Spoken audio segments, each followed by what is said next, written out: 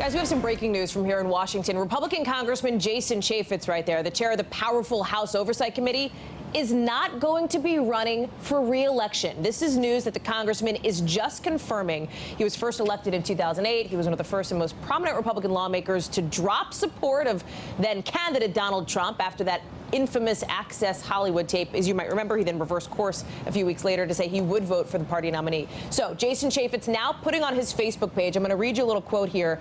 He has long advocated that public service should be for a limited time and not a lifetime or full career. He says he is now returning. We're going to work on getting a graphic from that Facebook page. Now returning to the private sector. He says he may run for public office again, but it is not going to happen in 2018. This is a big deal.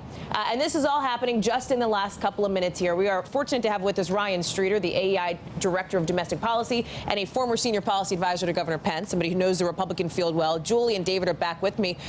Quick reaction here to the news that is just now coming in as we are waiting to get sort of more reaction, potentially to hear more from the congressman himself. Well, this is a big deal. Few Republicans have been in as awkward of a position as Jason Chaffetz in the campaign, as you pointed out, but also he runs the House Oversight Committee, and having to sort of do oversight in the time of Trump in a White House environment that has so many potential conflicts of interest, really challenging stuff for him.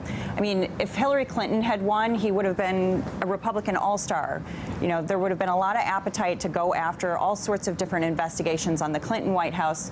With a Trump White House, his role is a little dicier. So it's surprising and interesting news that he's not seeking re-election. Ryan, what is your takeaway on this and the political pressures that the congressman has faced? Yeah, I think that what we're seeing here is an example of a member who's gotten embroiled in these ethical controversies, and it's a very difficult place to be. The Republicans have had the hardest time kind of congealing around a consistent policy message, and I think that's added to the problem too. Republicans are sort of adrift right now in the House, both on health care and on tax reform. They're having a hard time agreeing, and so when you're the person who's in the middle of these ethical controversies as well, in that environment, temperatures are high, patience is short with people, and I think he's just gotten himself into a place where it's just not tenable. Let me read you a bit more from his statement here that he's put out. He says, "For those that would speculate otherwise, let me be clear that I have no ulterior motives.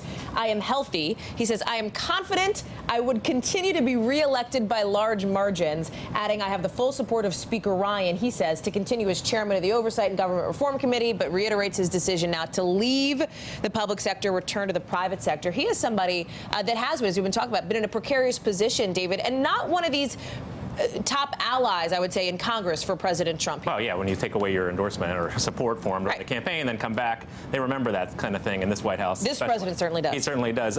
But as Julie says, I mean, this is somebody, if Hillary had won, was probably preparing for that. I think he had already talked about, he had a number of investigations lined up, ready to go, even before the election day, he was ready to do so. So he would have had, yes, he ironically, had a Republican lost in the race, he would have maybe been in better standing. Hey there, I'm Chris Hayes from MSNBC. Thanks for watching MSNBC on YouTube. If you want to keep up to date with the videos we're putting out, you can click subscribe just below me or click over on this list to see lots of other great videos.